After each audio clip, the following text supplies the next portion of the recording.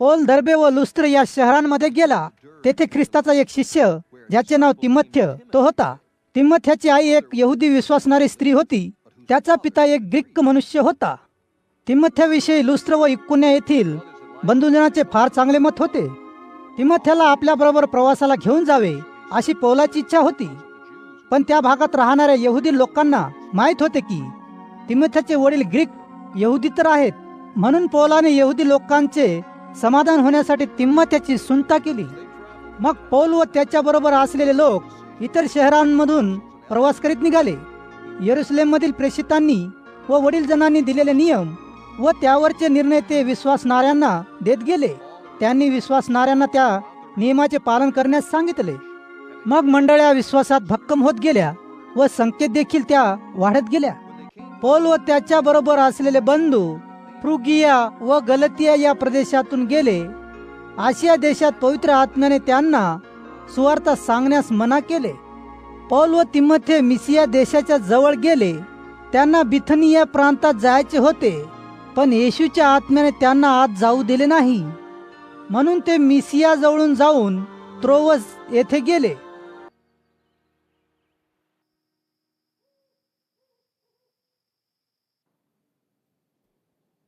त्या रात्री पौलाने एक दृष्टांत पाहिला. या दृष्टांतामध्ये मासेदोनियाला या आणि आम्हाला मदत करा अशी विनंती मासेदोनियातील कोणीतरी मनुष्य उभा राहून पौलाला करीत होता. पौलाला हा दृष्टांत झाल्यावर आम्ही तेथे जाऊन तेथील लोकांना सुवार्ता सांगावी यासाठी देवाने आम्हाला बोलावले हे आम्ही समजलो आणि लगेच मासेदोनियाला जाण्याच्या तयारीला लागलो. नंतर आम्ही जहाजाने त्रोवस सोडले आणि आम्ही समुथ्राकेस येथे समुद्रमार्गे आलो. दुसऱ्या दिवशी नियापोलिस येथे गेलो. नंतर आम्ही फिलिप्पीला गेलो. ते त्या भागातील मासेदोनियातील पहिले नगर आहे. ते रोमी लोकांचे नगर आहे. त्या नगरात आम्ही काही दिवस राहिलो. शब्बातवारी आम्ही त्या नगराच्या वेशीच्या बाहेर प्रार्थना करण्यासाठी नदीकाठी सुरक्षित जागा आढळेल असे वाटल्यावरून तेथे जाऊन बसलो आणि तेथे जमा झालेल्या स्त्रियांशी बोलू लागलो. त्यांच्यामध्ये लुदिया नावाची स्त्री होती. ती थुअतिरा नगरची होती. ती किरमिजी रंगाच्या कापडाचा व्यापार करीत असे. ती चांगली देवभक्त होती. लिदियाने पौलाचे बोलणे ऐकले. देवाने तिचे अंतःकरण उघडले. पौलाने जे सांगितले त्यावर तिने विश्वास ठेवला. तिचा व तिच्या घरामध्ये राहणाऱ्या सर्वांचा बाप्तिस्मा करण्यात आला. मग लुदियाच्या आम्हाला तिच्या घरी बोलावले. ती म्हणाली, तुम्हाला जर खरोखरच वाटत असेल की मी प्रभू येशूमध्ये विश्वासणारी आहे तर माझ्या घरी येऊन राहा. तिने आम्हाला तिच्या घरी राहावे म्हणून गळ घातली. एकदा आम्ही प्रार्थनेला जात असताना एक दासी काम करणारी मुलगी आम्हाला भेटली. तिच्या अंगात येत असे. ती दैव प्रश्न सांगून आपल्या घरधन्यास पुष्कळ मिळकत करून देत असे. ती मुलगी पौलाच्या व आमच्या मागे आली. ती मोठ्याने म्हणाली, हे लोक सर्वोच्च देवाचे सेवक आहेत. ते तुम्हाला सांगत आहेत की तुमचे तारण कसे होईल. तिने हे असे बरेच दिवस केले. त्यामुळे पौल विचलित झाला. मग तो वळला व त्या आत्म्याला म्हणाला, येशू ख्रिस्ताच्या सामर्थ्याने मी तुला आज्ञा देतो, तिच्यातून बाहेर निघ. ताबडतोब तो आत्मा बाहेर आला.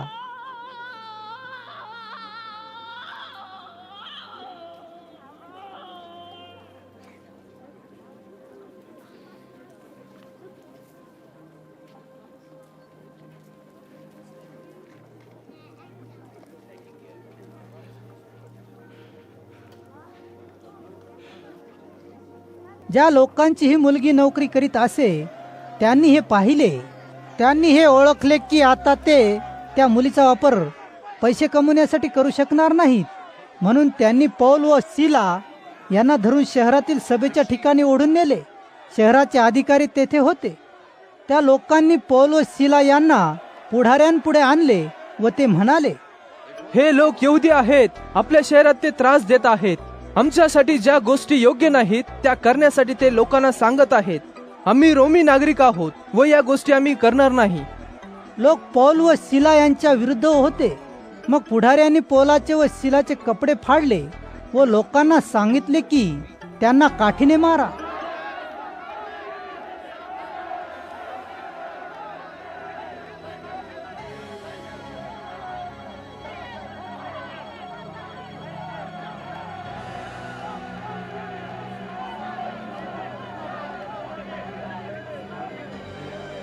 लोकांनी पौलाला व सिला यांना पुष्कळ मारले. मग पुढाऱ्यांनी त्या दोघांना तुरुंगात टाकले. पुढाऱ्यांनी तुरुंगाधिकाऱ्याला सांगितले, फार काळजीपूर्वक यांच्यावर पहारा ठेवा.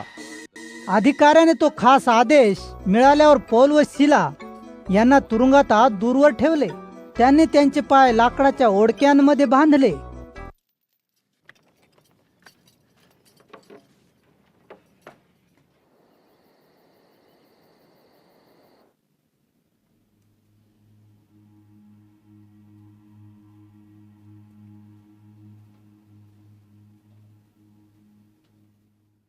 मध्यरात्रीच्या वेळी पौल व सिला देवाची गीते गात होते व प्रार्थना करीत होते व इतर कैदी ऐकत होते. अचानक मोठा धरणीकंप झाला. तो इतका जबरदस्त होता की त्यामुळे तुरुंगाचे पाय डळमळले. मग तुरुंगाचे सर्व दरवाजे उघडले.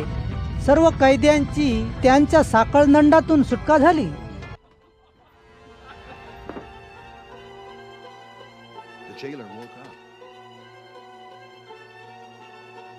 तुरुंगाधिकारी जागा झाला. त्याने पाहिले की तुरुंगाचे दरवाजे उघडले आहेत. त्याला वाटले कैदी अगोदरच पळाले असतील, म्हणून त्याने अधिकाऱ्याने आपली तलवार काढली. तो स्वतःला मारणार होता. इतक्यात पौल ओरडला, स्वतःला इजा करून घेऊ नकोस, आम्ही सर्व येथेच आहोत.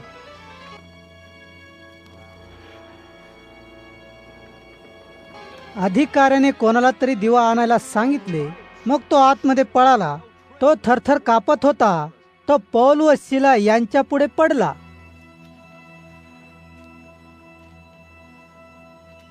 मग त्याने त्यांना बाहेर आणले आणि म्हणाला, पुरुषांनो, माझे तारण व्हावे म्हणून मी काय करावे? ते त्याला म्हणाले, प्रभू येशूवर विश्वास ठेव आणि तुझे तारण होईल. तुझे व तुझ्या घरात राहणाऱ्या सर्वांचे तारण होईल. पौलाने व सिलाने तुरुंग अधिकाऱ्याच्या घरातील सर्वांना व त्याला सुद्धा प्रभूचा संदेश सांगितला. त्यावेळी बरीच रात्र झाली होती, पण तुरुंग अधिकाऱ्याने पौल व सिला यांच्या जखमा धुतल्या. मग अधिकारी व त्यांच्या घरातील सर्वांचा बाप्तिस्मा झाला. नंतर त्याने पौल व सिला यांना घरी नेले व अन्न खावायास दिले. सर्व लोक अतिशय आनंदित झाले होते, कारण ते आता देवावर विश्वास ठेवित होते. दुसऱ्या दिवशी सकाळी पुढाऱ्यांनी काही शिपायांना पाठविले व तुरुंग अधिकाऱ्याला निरोप दिला की त्या लोकांना पौल व सिला यांना मोकळे सोडा.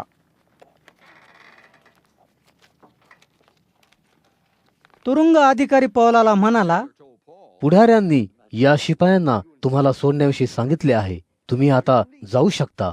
शांतीने जा.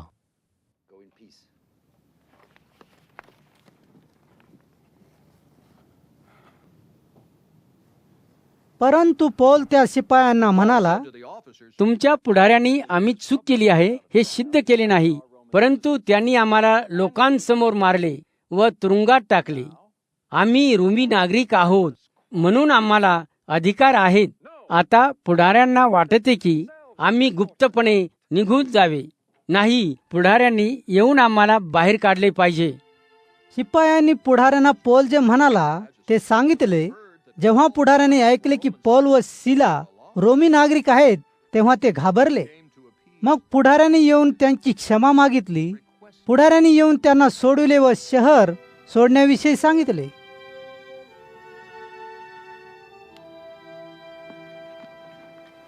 पण जेव्हा पौल व सिला तुरुंगाबाहेर आले, तेव्हा ते लिदियाच्या घरी गेले. त्यांनी तेथे काही विश्वासणाऱ्यांना पाहिले व त्यांना धीर दिला. मग पौल व सिला गेले. पौल व सिला आम्फिपुली व अपुलोनिया या प्रदेशातून प्रवास करीत गेले. ते थेसलोनिका शहरात आले. त्या शहरात यहुदी लोकांचे सभास्थान होते. यहुदी लोकांना भेटण्यासाठी पौल सभास्थानात गेला. तो असे नेहमीच करीत असे. 3 आठवडे प्रत्येक शब्दाद्वारे पवित्र शास्त्राविषयी पौलाने यहुदी लोकांशी चर्चा केली. पौलाने पवित्र शास्त्रातील वचने यहुदी लोकांना स्पष्ट करून सांगितली. त्याने दाखवून दिले की ख्रिस्ताने मरणे अगत्याचे होते, तसेच त्याच्या मरणातून उठवणे अगत्याचे होते. पौल म्हणाला, हा मनुष्य येशू ज्याच्याबद्दल मी तुम्हाला सांगत आहे तो ख्रिस्त आहे. सभास्थानामध्ये काही ग्रीक लोक होते जे खऱ्या देवाची उपासना करीत. तेथे काही महत्वाच्या स्त्रियाही होत्या. यातील पुष्कळ लोक पौल व सिला यांना जाऊन मिळाले.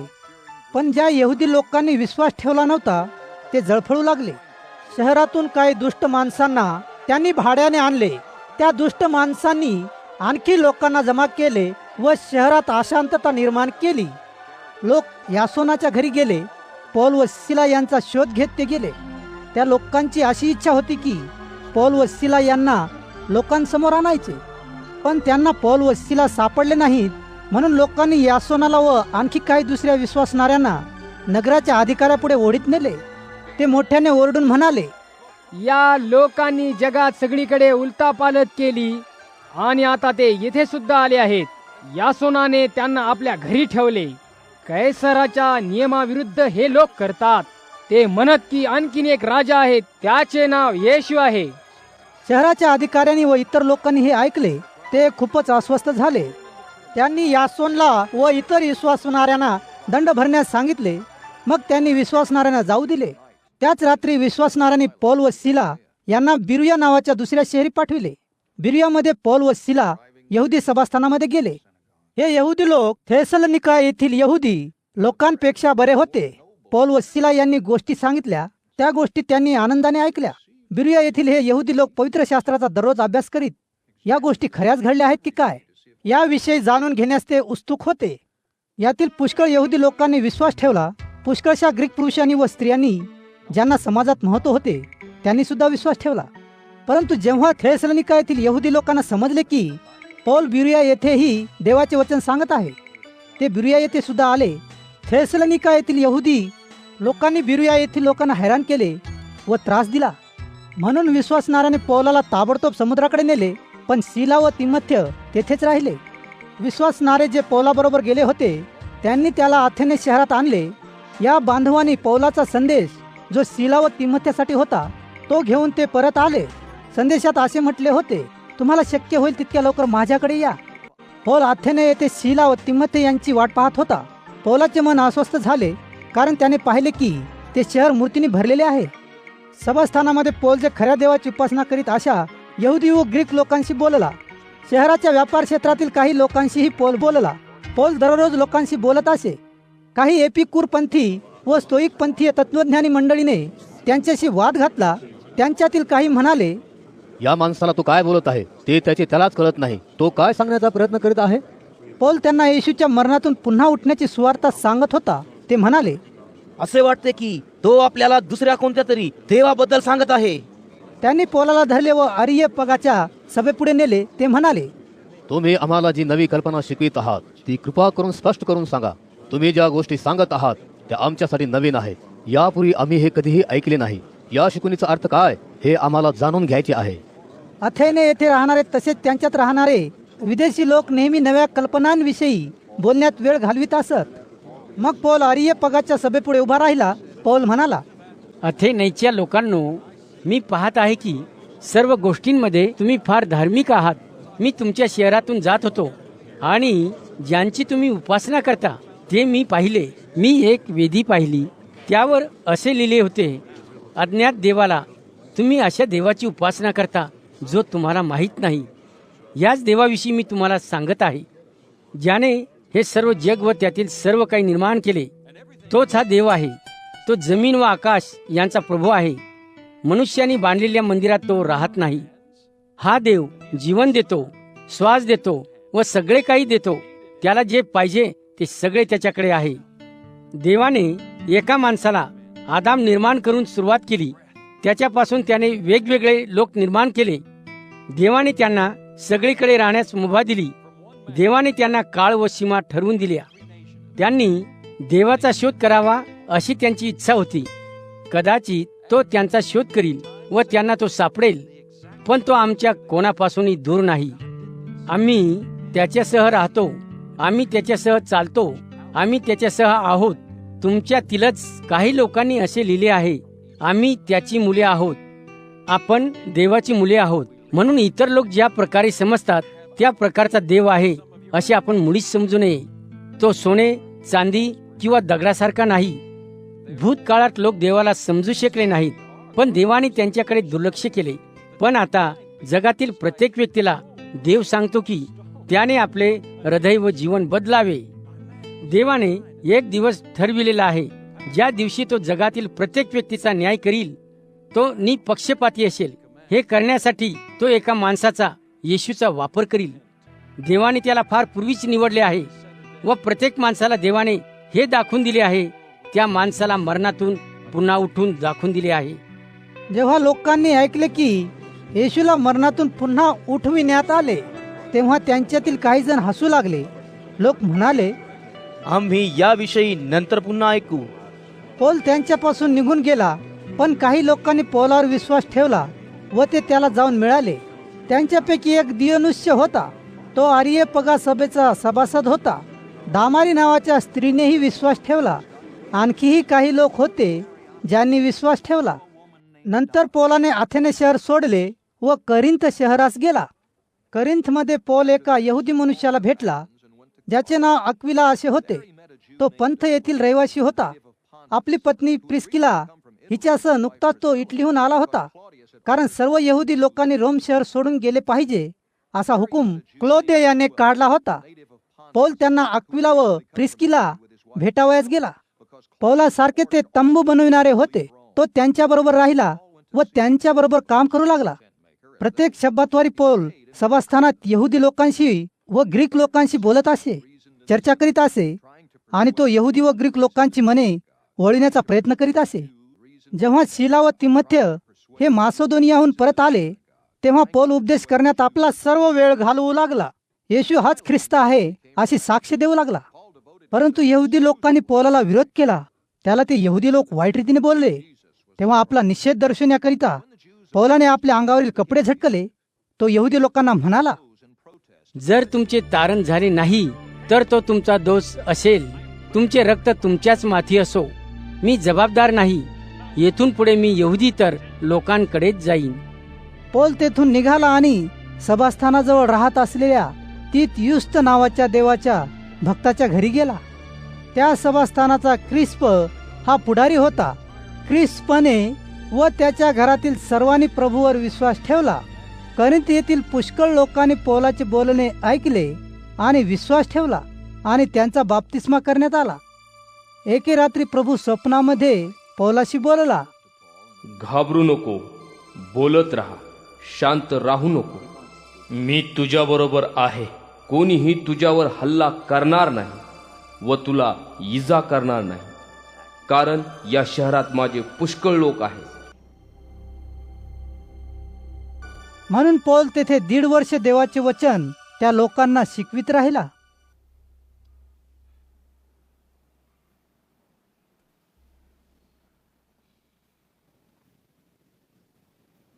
जेव्हा गलियो अखया प्रांताचा राज्यपाल होता, त्यावेळेस काही यहुदी पौलाविरुद्ध एकत्र आले आणि त्याला न्यायसभेपुढे उभे केले. यहुदी लोक म्हणाले, हा मनुष्य अशा रीतीने लोकांना देवाची उपासना करायला शिकवित आहे की जे नियमशास्त्राच्या विरुद्ध आहे. पौल काही बोलणार इतक्यात गलियो यहुदी लोकांना म्हणाला, एखादा अपराध किंवा वाईट गोष्ट असती तर तुमचे म्हणणे ऐकून घेणे रास्त ठरले असते. परंतु ज्या अर्थी ही बाब, शब्द, नावे व तुमच्या नियमशास्त्रातील प्रश्नांशी संबंधित आहे, त्या अर्थी तुम्हीच तुमची समस्या सोडवा.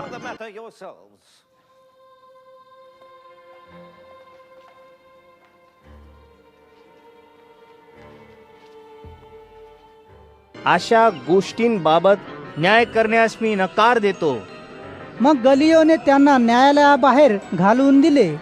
मग त्या सर्वांनी यहुदी सभास्थानाचा प्रमुख सोस्थनेस याला मारहाण केली, पण गलियोने त्याकडे लक्ष दिले नाही.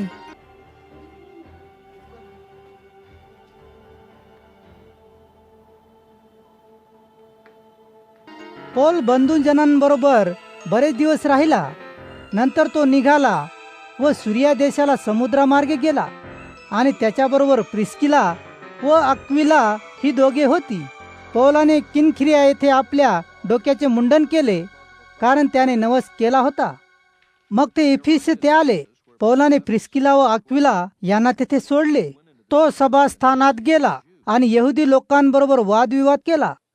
जेव्हा त्यांनी त्याला तेथे आणखी काही वेळ थांबण्यासाठी सांगितले, तेव्हा तो कबूल झाला नाही, परंतु जाता जाता तो म्हणाला, देवाची इच्छा असेल तर मी परत तुमच्याकडे येईन. मग तो समुद्रमार्गे इफिसून निघाला. जेव्हा तो कैसरिया येथे आला तेव्हा तो तेथून वर यरुशलेमला गेला आणि मंडळीला भेटला. मग तो खाली अंतुखियाला गेला. तेथे काही दिवस राहिल्यानंतर तो गेला आणि गलतिया व फुर्गिया या देशातून ठिकठिकाणी प्रवास करीत गेला. त्याने येशूच्या अनुयायांना विश्वासात बळकट केले. अपुलो नावाचा एक यहुदी होता. तो अलेक्सांद्र येथे जन्मला होता. तो उच्च शिक्षित होता. तो इफिस येथे आला. त्याला पवित्र शास्त्राचे सखोल ज्ञान होते. देवाच्या मार्गाचे शिक्षण त्याला देण्यात आले होते. तो आत्म्यात आवेशी असल्यामुळे येशूविषयी अचूकतेने शिकवित असे व बोलत असे. तरी त्याला फक्त योहानाचा बाप्तिस्मा ठाऊक होता. नंतर तो यहुदी लोकांच्या सभास्थानात धैर्याने बोलू लागला.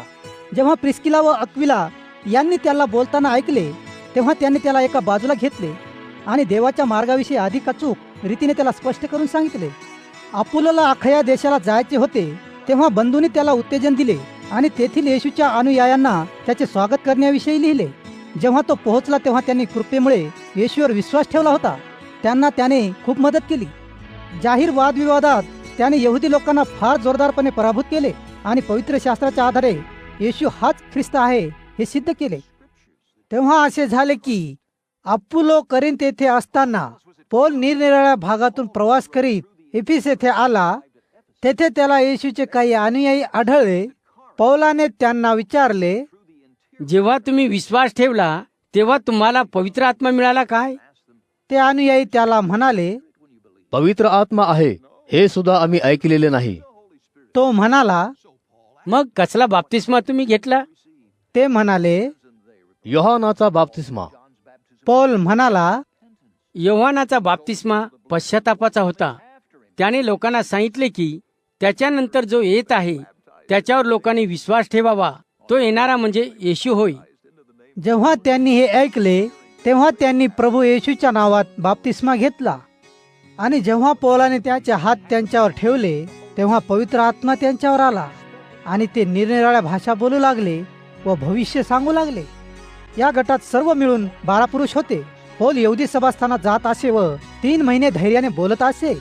देवाच्या राज्याविषयी चर्चा करीत व यहुदी लोकांचे मन वळवित असे. परंतु त्यांच्यातील काही कठीण मनाचे झाले व त्यांनी विश्वास ठेवण्यास नकार दिला आणि देवाच्या मार्गाविषयी वाईट बोलले. मग पौल त्यांच्यातून निघून गेला व शिष्यांनाही त्यांच्यातून वेगळे केले आणि तुरणाच्या शाळेत दररोज त्यांच्याशी चर्चा केली. हे असे 2 वर्षे चालले. याचा परिणाम असा झाला की आशियात राहत असलेल्या सर्व यहुदी व यहुदीतर लोकांपर्यंत प्रभू येशूचे वचन पोहोचले. देवाने पौलाच्या हातून असामान्य चमत्कार घडविले. पौलाने वापरलेले रुमाल आणि कपडेही काही लोक नेत असत. लोक या गोष्टी आजारी लोकांवर ठेवीत असत. जेव्हा ते असे करीत तेव्हा आजारी लोक बरे होत आणि दुष्ट आत्मे त्यांना सोडून जात. काही यहुदी सुद्धा सगळीकडे प्रवास करीत असत व लोकांमधून दुष्ट आत्मे घालवित असत. ते दुष्ट आत्म्याने पछाडलेल्या व्यक्तीमधून प्रभू येशूच्या नावाने ते आत्मे घालवित असत. ते म्हणत, पौल ज्या येशूच्या नावाने घोषणा करतो त्या नावाने मी तुला आज्ञा करतो. स्किवा नावाच्या यहुदी मुख्य याजकाचे 7 पुत्र असे करीत होते. परंतु एकदा एक अशुद्ध आत्मा त्यांना म्हणाला, येशूला ओळखतो.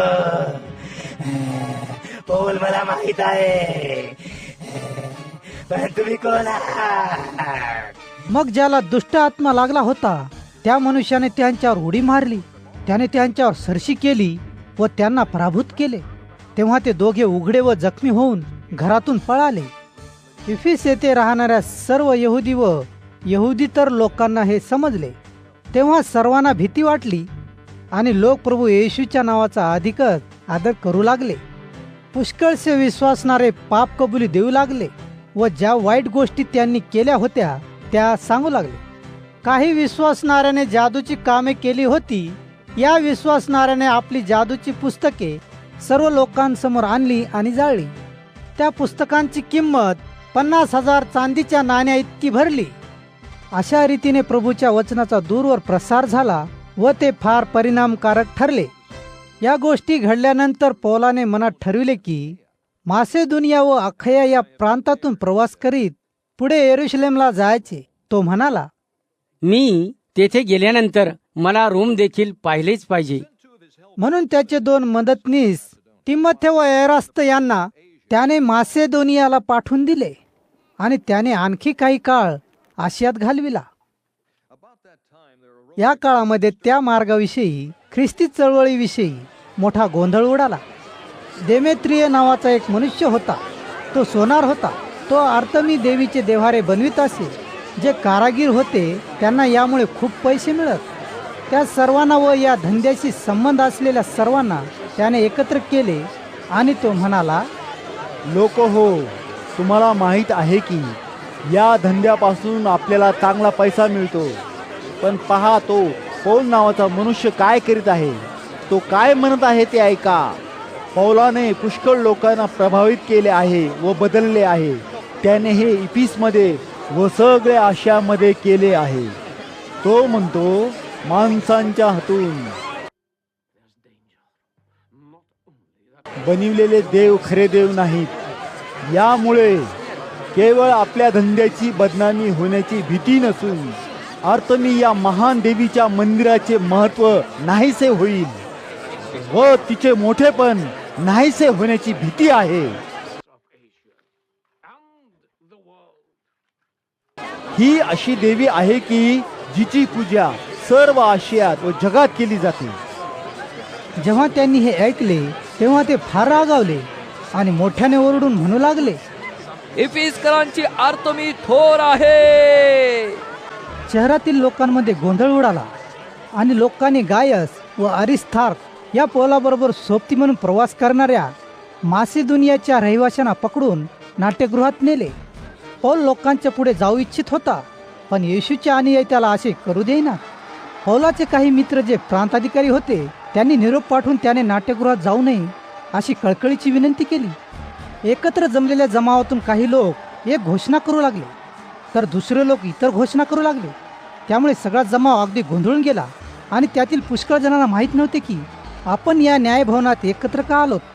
यहुदी लोकांनी अलेक्सांद्र नावाच्या एका मनुष्याला ढकलीत नेऊन सर्वांच्या समोर उभे केले. तो आपल्या हाताने खुणावून त्यांना समजावण्याचा प्रयत्न करू लागला. पण जेव्हा लोकांना समजले की तो एक यहुदी आहे तेव्हा जवळजवळ 2 तास सातत्याने ते एका आवाजात ओरडत राहिले, इफिसकरांची आर्तमी देवी थोर आहे. शहराचा लेखनिक लोकांना शांत करीत म्हणाला, इफिसच्या लोकांनो, थोर आर्तमी देवीचे व स्वर्गातून पडलेल्या पवित्र दगडाचे इफिस हे रक्षण करते आहे. हे ज्याला माहीत नाही असा एक तरी माणूस जगात आहे काय? ज्या अर्थी या गोष्टी नाकारता येत नाहीत त्या अर्थी तुम्ही शांत राहिलेच पाहिजे. उतावळेपणा करू नये. तुम्ही या दोघांना गायस व अरिस्तार्क येथे घेऊन आलात. वस्तुतः त्यांनी मंदिरातील कशाचीही चोरी केली नाही किंवा आपल्या देवीची निंदा केलेली नाही. जर देमेत्रिय व त्याच्याबरोबर असलेल्या कारागिरांच्या काही तक्रारी असतील तर त्यासाठी न्यायालय उघडी आहेत. तेथे ते एकमेकांवर आरोप करू शकतात. परंतु जर तुम्हाला एखाद्या गोष्टीची चौकशी करायची असेल तर नियमित सभेत त्या संबंधी विचार केला जाईल. आज येथे जे काही घडलेले आहे त्याबद्दल योग्य ते कारण आपणास सांगता येणार नाही. त्यामुळे आपणच ही दंगल सुरू केली असा आरोप आपल्यावर केला जाण्याची भीती आहे. असे सांगून झाल्यानंतर त्याने जमावाला जाण्यास सांगितले.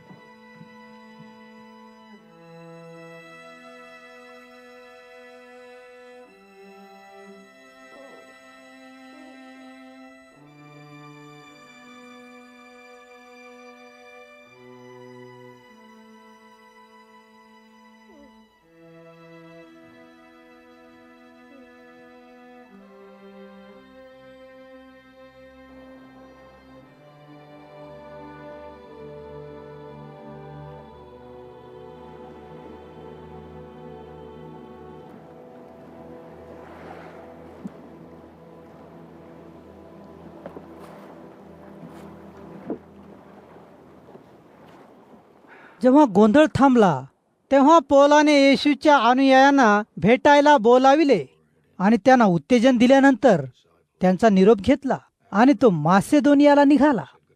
मासेदोनियातून जात असताना निरनिराळ्या ठिकाणी असलेल्या येशूच्या अनुयायांना त्याने अनेक गोष्टी सांगून धीर दिला. मग पौल ग्रीसला आला. त्या ठिकाणी तो 3 महिने राहिला. पौल सूर्याला समुद्रामार्गे निघाला असता यहुदी लोकांनी त्याच्या विरुद्ध कट रचला. हे पाहून त्याने मासेदोनियातून परत फिरण्याचे ठरविले. त्याच्याबरोबर काही लोक होते ते असे: बिरिया शहराचा पुर्राचा मुलगा सोपत्र, थेसलोनिका येथील अरिस्तार्क व सकून, दर्बे येथील गयास आणि तिमथ्य, तुखिक व त्रफिम हे आशिया प्रांतातील होते. ही माणसे आमच्या पुढे गेली व त्रोवस येथे आमची वाट पाहू लागली. बेखमीर भाकरीच्या यहुदी सणानंतर आम्ही फिलिप्पी येथून समुद्र मार्गे निघालो आणि 5 दिवसांनी त्रोवस येथे त्यांना जाऊन भेटलो व तेथे 7 दिवस राहिलो.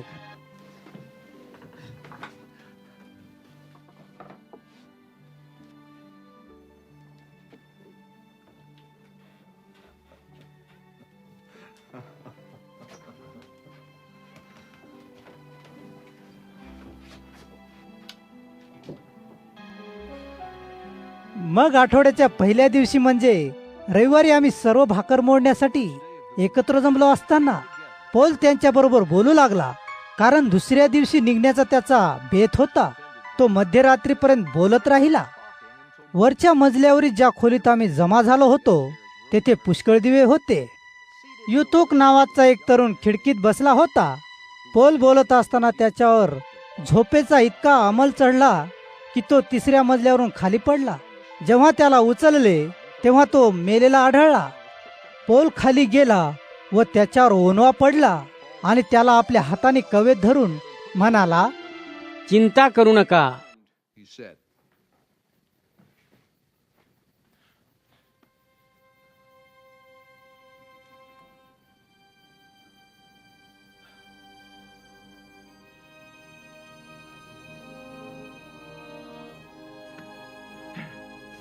त्याच्यात अजून जीव आहे.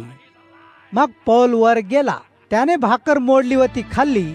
पहाट होईपर्यंत तो त्यांच्याशी बोलला. मग तो गेला. त्या तरुणाला त्याने जिवंत असे घरी नेले. त्या सर्वांना फार समाधान झाले. तेथून आम्ही पुढे निघालो व असाया नगरी समुद्रामार्गे निघालो. तेथे आम्ही पौलाला घेणार होतो. त्यानेच अशा प्रकारे योजना केली होती, ती म्हणजे त्याने स्वतः पायी जायचे. जेव्हा आम्हाला तो असा येथे भेटला तेव्हा आम्ही त्याला जहाजात घेतले आणि आम्ही मितुलेनाला गेलो. दुसऱ्या दिवशी आम्ही जहाजाने मितुलेनाहून निघालो व खियासमोर आलो. मग दुसऱ्या दिवशी सामा बेट ओलांडले आणि 1 दिवसानंतर मिलेतला आलो, कारण पौलाने ठरले होते की इफिस येथे थांबायचे नाही. आशियात त्याला जास्त वेळ थांबायचे नव्हते. तो घाई करीत होता, कारण शक्य झाल्यास 50व्या दिवसाच्या सणासाठी त्याला येरुशलेम येथे राहावयास हवे होते. मिलेताहून इफिस येथे निरोप पाठवून पौलाने तेथील मंडळीच्या वडील जणांना बोलावून घेतले.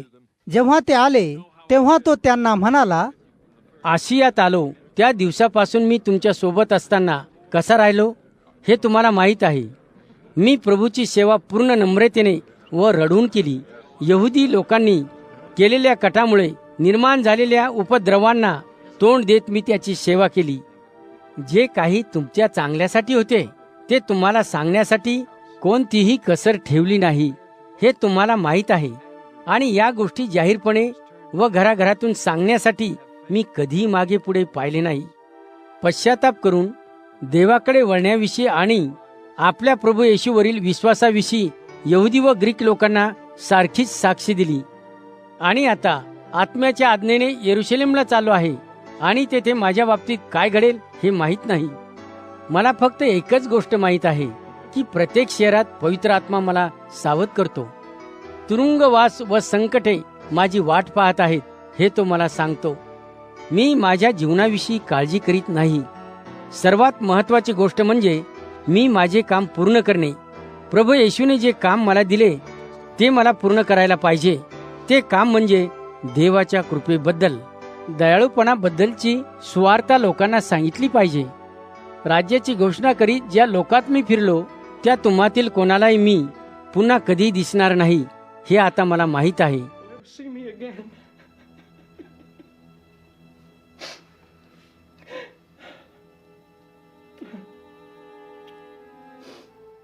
म्हणून मी तुम्हाला जाहीरपणे सांगतो की सर्वांच्या रक्तासंबंधाने मी निर्दोष असा आहे.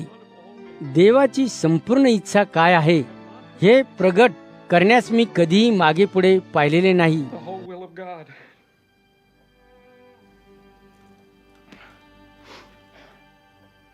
तुमची स्वतःची व देवाच्या सर्व लोकांची, ज्यांना देवाने तुम्हाला दिलेले आहे, त्यांची काळजी घ्या. कळपाची देवाच्या लोकांची काळजी घेण्याचे काम पवित्र आत्म्याने तुम्हाला दिलेले आहे. तुम्ही मंडळीसाठी मेंढपाळासारखे असले पाहिजे. ही मंडळी देवाने स्वतःचे रक्त देऊन विकत घेतली. मला माहीत आहे की मी गेल्यावर तुमच्यामध्ये भयंकर असे दुष्ट लांडगे येतील. ते कळपाला सोडणार नाही. तुमच्या मधून सुद्धा लोक उठतील, चुकीचे असे तुम्हाला शिकून आपल्या मागे घेऊन जातील. यासाठी सावध राहा. तुम्हातील प्रत्येकाला गेले 3 वर्षे डोळ्यात अश्रू आणून सावध करण्याचे मी कधीच थांबविले नाही, हे आठवा. आणि आता मी तुम्हाला देवाच्या व वचनाच्या कृपेच्या अधीन करतो, जी तुमची वाढ करण्यासाठी समर्थ आहे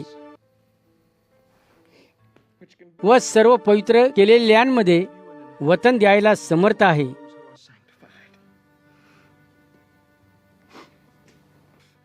मी कोणाच्याही सोन्याचा, चांदीचा व कपड्यांचा लोभ धरला नाही. मी आपल्या स्वतःच्या व माझ्याबरोबर राहणाऱ्यांच्या गरजा माझ्या हातांनी भागविल्या, हे तुम्हाला चांगले माहीत आहे. अशा रीतीने मी तुम्हास उदाहरण घालून दिले आहे की जे दुर्बल आहेत अशांना आपण स्वतः मेहनत करून मदत केली पाहिजे व प्रभू येशूचे शब्द लक्षात ठेवले पाहिजेत. तो स्वतः म्हणाला, घेण्यापेक्षा देणे अधिक आशीर्वादाचे असते.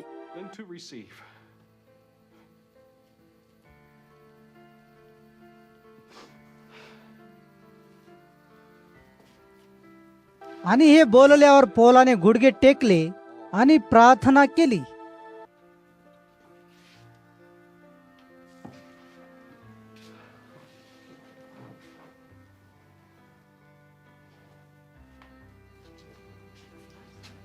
तेव्हा प्रत्येकाला खूपच रडू आले. ते पौलाच्या गळ्यात पडले व त्याचे मुके घेत राहिले. ते पुन्हा त्याला कधी पाहू शकणार नाहीत, या वाक्याने त्यांना फार दुःख झाले.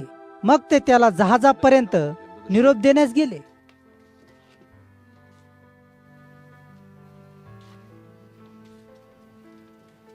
त्यांचा निरोप घेतल्यानंतर आम्ही समुद्रमार्गे निघालो आणि सरळ प्रवास करीत कोस येथे आलो. दुसऱ्या दिवशी आम्ही रुदास गेलो. तेथून आम्ही पात्रा येथे गेलो. तेथे फेनिकेला जाणारे जहाज आम्हाला आढळले. तेव्हा आम्ही जहाजात बसून पुढे निघालो. तेव्हा कुप्र आमच्या नजरेत आले, परंतु ते डाव्या अंगाला टाकून आम्ही थेट सूर्या देशाला रवाना झालो व चोर येथे उतरलो, कारण तेथे जहाजातील माल उतरावयाचा होता. तेथे येशूचे काही शिष्य आम्हाला आढळले आणि आम्ही त्यांच्याबरोबर 7 दिवस राहिलो. पवित्र आत्म्याच्या सूचनेवरून त्यांनी पौलाला असे सांगितले की त्याने येरुशलेमला जाऊ नये. आमच्या भेटीचे दिवस संपत आल्यावर आम्ही तेथून निघून आमचा पुढील प्रवास परत सुरू केला. त्यावेळी तेथील बंधुजन आपल्या पत्नी मुलांच्या बरोबर आमच्यासह शहराबाहेर आले व तेथील समुद्र किनाऱ्यावर आम्ही गुडघे टेकले व प्रार्थना केली. मग एकमेकांचा निरोप घेऊन आम्ही जहाजात बसलो व ते लोक आपापल्या घरी गेले. सोरपासून आम्ही आमचा प्रवास सुरू केला व पोलेमा येथे उतरलो आणि तेथील बंधुवर्गास भेटलो. त्यांच्याबरोबर 1 दिवस राहिलो आणि दुसऱ्या दिवशी निघून आम्ही कैसरियास आलो व सुवार्तिक फिलिपियाच्या घरी जाऊन राहिलो. तो निवडलेल्या 7 सेवकांपैकी एक होता. त्याला 4 मुली होत्या. त्यांची लग्न झालेली नव्हती. या मुलींना देवाच्या गोष्टी भविष्याविषयीचे सांगण्याचे दान होते. त्या बंधूच्या बरोबर बरेच दिवस राहिल्यावर अगब नावाचा संदेष्टा यहुदेवन तेथे आला. त्याने आमची भेट घेऊन पौलाच्या कमरेचा पट्टा मागून घेतला. त्याने स्वतःचे हात व पाय बांधले आणि तो म्हणाला, पवित्र आत्मा असे म्हणतो, हा पट्टा ज्या मनुष्याच्या कमरेचा आहे त्याला येरुशलेमा येथील यहुदी लोक असेच बांधतील व यहुदी तरांच्या हाती देतील. आम्ही व तेथील सर्वांनी ते शब्द ऐकले. तेव्हा आम्ही व इतर लोकांनी पौलाला कळकळीची विनंती केली की त्याने येरुशलेमला जाऊ नये.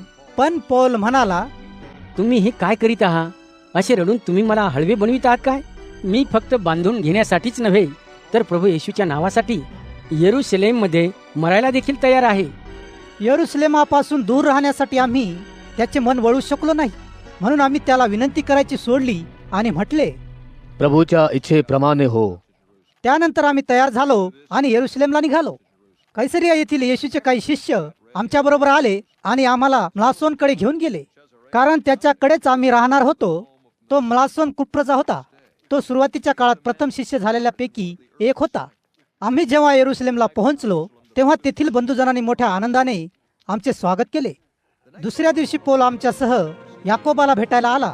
तेव्हा सर्व वडीलजण हजर होते. पौल त्यांना भेटला.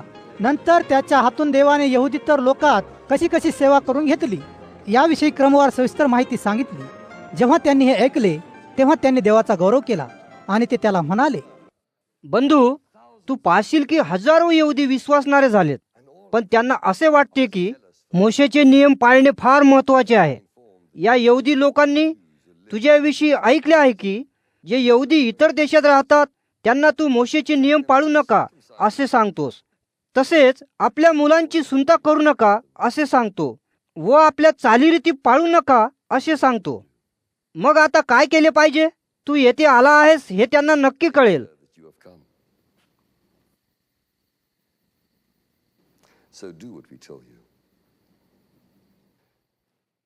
तेव्हा आता आम्ही सांगतो तसे कर. आमच्यातील 4 लोकांनी नवस केला आहे. त्या 4 घे व स्वतःचे त्यांच्यासह शुद्धीकरण करून घे. त्या 4 त्यांच्या डोक्याचे मुंडन करता यावे म्हणून त्यांचा खर्च तू कर. मग सर्वांना हे समजेल की त्यांनी जे काही तुझ्याबद्दल ऐकले आहे ते खरे नाही, उलट तू नियमशास्त्राचे पालन करतोस हे दिसेल. जे विदेशी विश्वासणारे आहेत त्यांना आम्ही पत्र लिहिले आहे. ते असे, मूर्तीला वाहिलेले अन्न त्यांनी खाऊ नये, रक्त अगर गुदमरून मारलेले प्राणी त्यांनी खाऊ नयेत, अनैतिक कृत्य करू नयेत. मग पौलानेच त्या 4 लोकांना आपल्या बरोबर घेतले. दुसऱ्या दिवशी शुद्धीकरणाच्या विधीमध्ये तो सहभागी झाला. मग तो मंदिरात गेला. शुद्धीकरणाचे दिवस केव्हा संपतील हे जाहीर केले. शेवटच्या दिवशी प्रत्येकासाठी अर्पण देण्यात येईल.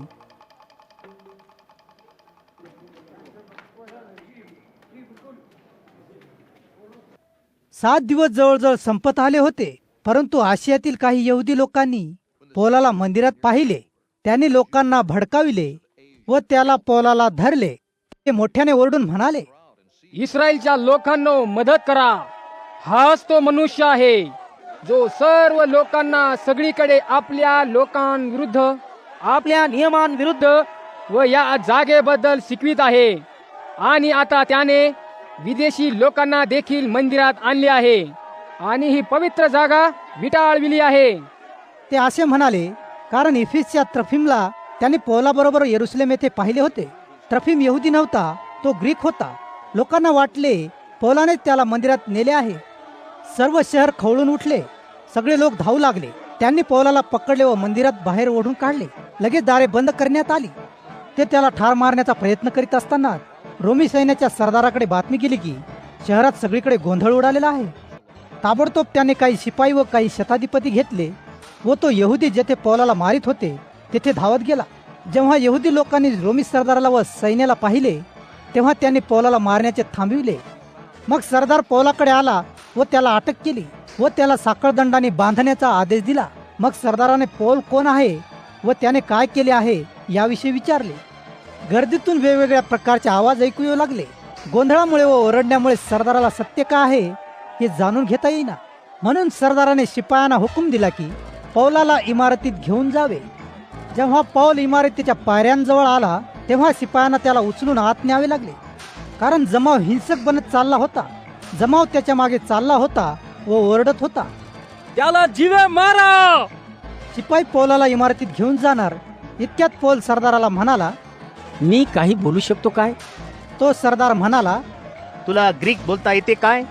मग मला वाटते तो मनुष्य तू नाहीस. मला वाटले इजिप्तच्या ज्या मजुराने काही दिवसांपूर्वी बंड करून सरकारला त्रास देण्याचा प्रयत्न केला तोच तू आहेस. त्या इजिप्तच्या मनुष्याने 4000 दहशतवाद्यांना अरण्यात नेले. पौल म्हणाला, किलकिया प्रांतातील तार्सन्य नगरात राहणारा मी एक यहुदी आहे. मी एका महत्वाच्या शहराचा नागरिक आहे. मी तुम्हाला विनवितो, मला लोकांशी बोलू द्या. जेव्हा सरदाराने त्याला बोलण्याची परवानगी दिली तेव्हा तो पायऱ्यांवर उभा राहिला आणि आपल्या हाताने त्याने लोकांना शांत राहण्यास सांगितले. जेव्हा सगळीकडे शांतता पसरली तेव्हा पौल हिब्रू भाषेत बोलू लागला. बंधूंनो व वडील जनांनो,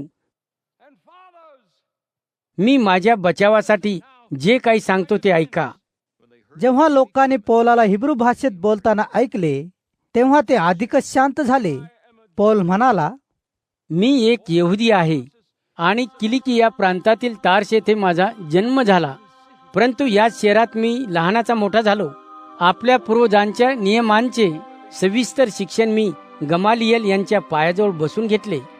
जसे तुम्ही आज देवाविषयीच्या आवेशाने भरलेले आहात, तसाच मी देखील देवाविषयीच्या आवेशाने भरलेला होतो. या मार्गाचा, ख्रिस्ती चळवळीचा पुरस्कार करणाऱ्यांचा मी त्यांच्या मरणापर्यंत छळ केला. मी स्त्री व पुरुषांना अटक करून तुरुंगात टाकले. याची मुख्य याजक व धर्मसभेचे सर्व वडीलजण साक्षी देतील. त्यांच्याकडून दिमिस्कातील त्यांच्या बंधुजनांच्या नावाने मी पत्रे घेतली आणि तेथे ह्या मार्गांचे ख्रिस्ती जे लोक होते त्यांना कैदी म्हणून येरुशलेमास घेऊन येणार होतो, यासाठी की त्यांना शिक्षा व्हावी. तेव्हा असे झाले की मी प्रवास करीत दिमिस्क शहराजवळ आलो असताना दुपारच्या वेळी माझ्या भोवती आकाशातून लख्ख प्रकाश पडला. मी जमिनीवर पडलो आणि मी एक वाणी माझ्याशी बोलताना ऐकली, शौला शौला, माझा छळ तू का करतोस? मी उत्तर दिले, प्रभू तू कोण आहेस? तो मला म्हणाला, तू ज्याचा छळ करीत आहेस तो नासरेतचा येशू मी आहे.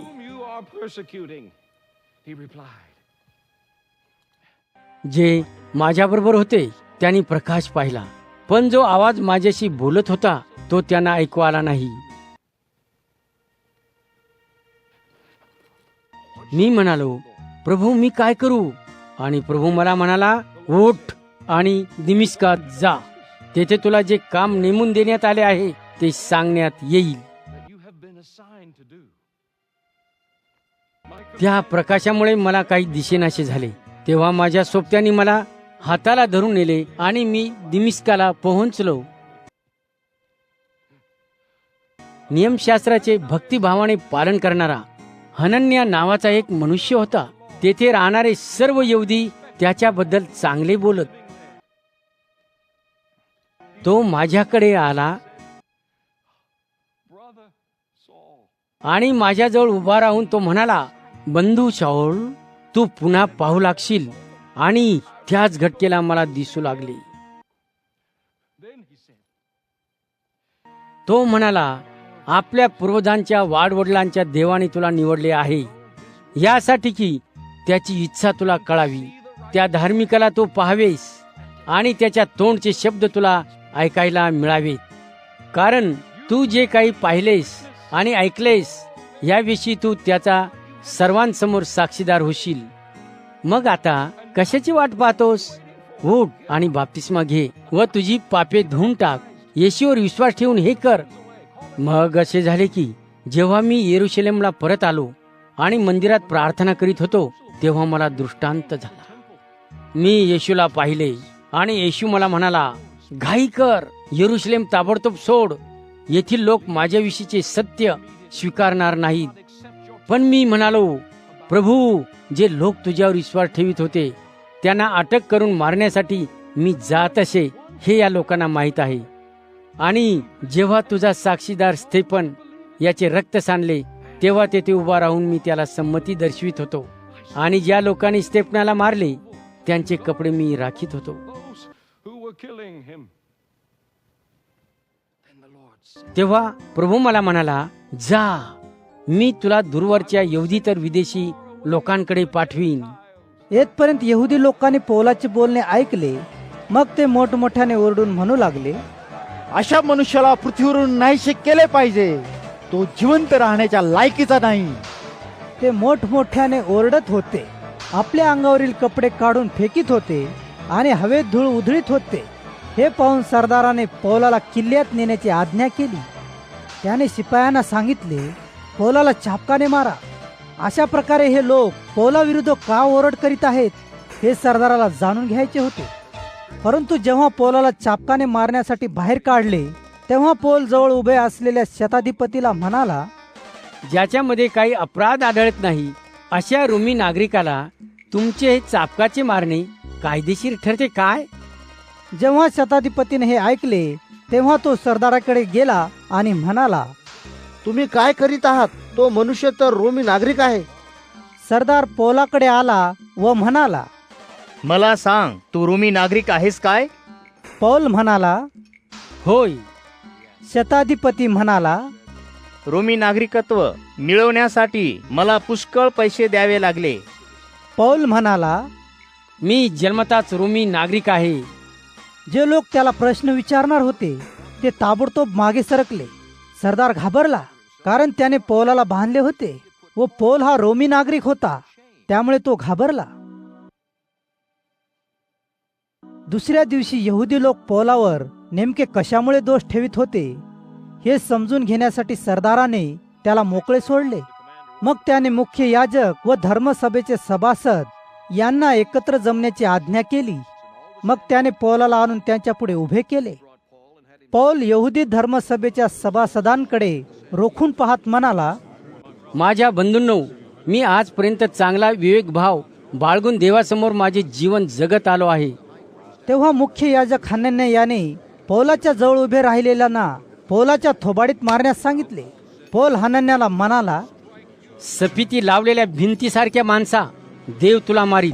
त्या ठिकाणी बसून नियमशास्त्राप्रमाणे माझा न्याय करतो आणि तरीही नियमशास्त्राच्या विरुद्ध मला थोबाडीत मारण्याचा आदेश देतोस. जे लोक पौलाच्या जवळ उभे होते ते म्हणाले, देवाच्या मुख्य याजकाविरुद्ध तू असे बोलू शकत नाहीस. तू त्याचा अपमान करतोस काय? पौल म्हणाला, बंधूंनो, तो मनुष्य याजक आहे हे मला माहीत नव्हते, कारण असे लिहिले आहे की तू आपल्या शासन करणाऱ्या विरुद्ध बोलू नकोस. जेव्हा पौलाच्या लक्षात आले की धर्मसभेतील एक गट सदुकी आहे तर दुसरा परुषी, तेव्हा पौल मोठ्याने ओरडून सर्व धर्मसभेपुढे म्हणाला, बंधूंनो, मी एक परुषी आहे, परुषाचा मुलगा आहे. मेलेल्यांच्या पुन्हा उठण्यासंबंधी माझी जी आशा आहे त्यामुळे माझ्यावर हा चौकशीचा प्रसंग आला आहे. पौलाने असे म्हणताच परुषी व सदुकी या दोन गटांमध्ये कलह सुरू झाला आणि धर्मसभेत फूट पडली. सदुकी असे म्हणतात की मृतांचे पुनरुत्थान नाही आणि देवदूत व आत्मे नसतात. परुषी दोन्हीवर विश्वास ठेवतात. सर्व यहुदी मोठमोठ्याने ओरडून बोलू लागले. तेव्हा नियमशास्त्राचे काही शिक्षक उभे राहिले व जोरदारपणे आपले म्हणणे मांडू लागले. ते म्हणाले, या मनुष्यात आम्हाला काहीच दोष आढळत नाही. कदाचित एखादा देवदूत किंवा आत्मा त्याच्याशी बोलला असेल. वादविवादाला हिंसक रूप येऊ लागले. तेव्हा लोक पौलाचे कदाचित तुकडे तुकडे करतील अशी सरदाराला भीती वाटू लागली. म्हणून त्याने शिपायांना पौलाला तेथून घेऊन जाण्याची आज्ञा केली व त्याला किल्ल्यात घेऊन जाण्यास सांगितले.